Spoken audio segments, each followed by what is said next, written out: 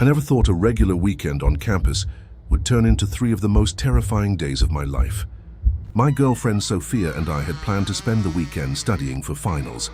The dorms were mostly empty, and the silence felt peaceful. At first, we stayed in the east wing of the college's old residential hall. The part that students often joked was haunted. We laughed it off, of course. But that night, something strange happened. Around midnight, the lights flickered, then went out completely. Our phones lost signal. The Wi-Fi went down. Everything. At first, we thought it was just a blackout, but when we tried to leave the building, every single door was locked. We weren't alone. We started hearing footsteps echoing down the hallways, slow, deliberate, like someone was stalking us. We called for help, but no one answered. Every window showed only pitch black outside, like the campus didn't even exist anymore. That's when Sophia looked at me, her voice trembling. "James, I think we're trapped here." We searched the building, hoping to find another way out, maybe a maintenance door or a forgotten stairwell, but every hallway looked the same, and the deeper we went, the more it felt like the building was changing around us. Doors that were once open were now sealed shut. One hallway led to a dead end that we knew hadn't been there before. It felt like the building was rearranging itself. Sophia kept whispering that she was hearing voices, faint, almost like someone crying in the walls. At first I didn't believe her, until I heard them too. We tried to make light of it, pretending it was just our imagination, but something about the silence felt too thick, like it was hiding something just beyond reach. We found the janitor's office. It was empty, but something caught my eye, a dusty map of the campus from years ago. There were tunnels marked beneath the old dorm. Sophia traced her finger along the faded paper. "These might be our way out," she said.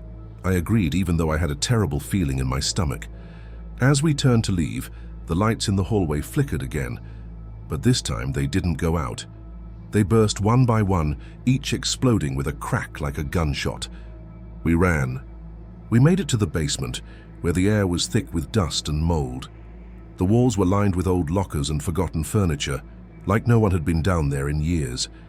The deeper we went, the colder it got. My breath fogged in front of me. Sophia clutched my hand tighter and whispered, "Do you feel that?" I nodded.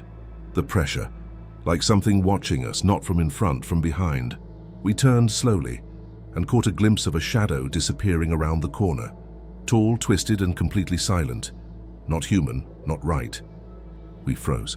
My heart was thundering. Sophia whispered, "That wasn't a student." We backed away slowly, trying not to make a sound. But then something groaned behind one of the lockers, like breathing, heavy, ragged. We ran again, deeper into the tunnels, turning randomly, praying we'd find an exit, or at least some place to hide.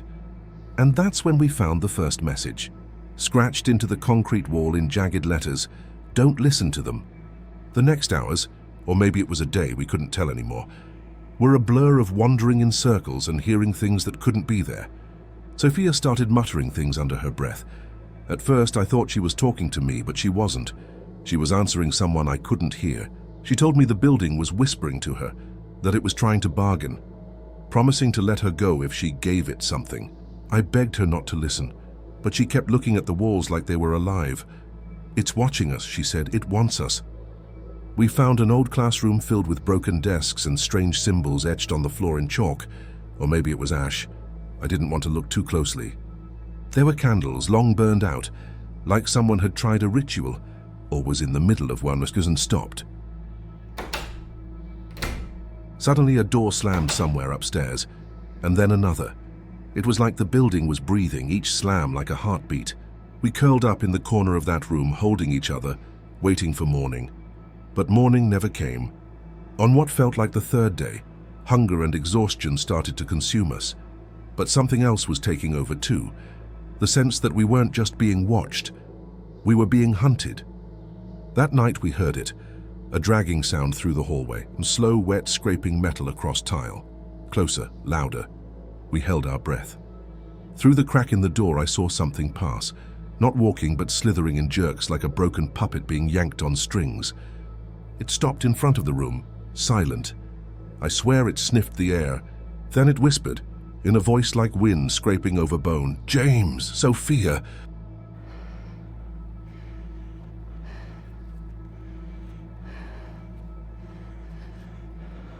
We stayed frozen for what felt like hours until the thing finally moved on. But I knew we couldn't stay. It knew our names. Sophia broke down crying. I had to pull her to her feet. "We're getting out, I don't care how," I said. We ran back to the tunnel map, desperate to find the path to the boiler room. The only way left that might lead outside.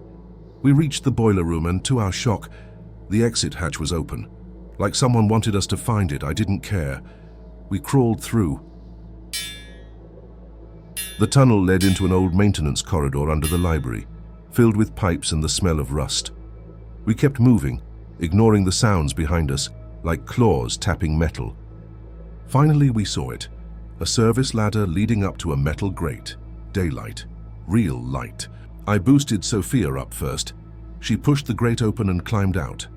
I followed. We were outside and behind the science building, bruised, filthy, but alive.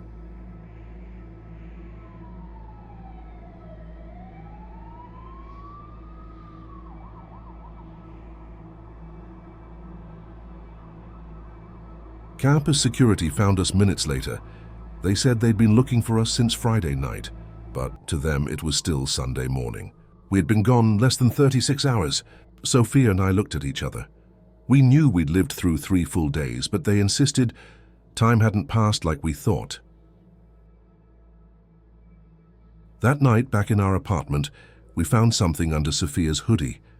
A slip of paper, crumpled and wet, with the same jagged handwriting from the tunnel wall. "You never left.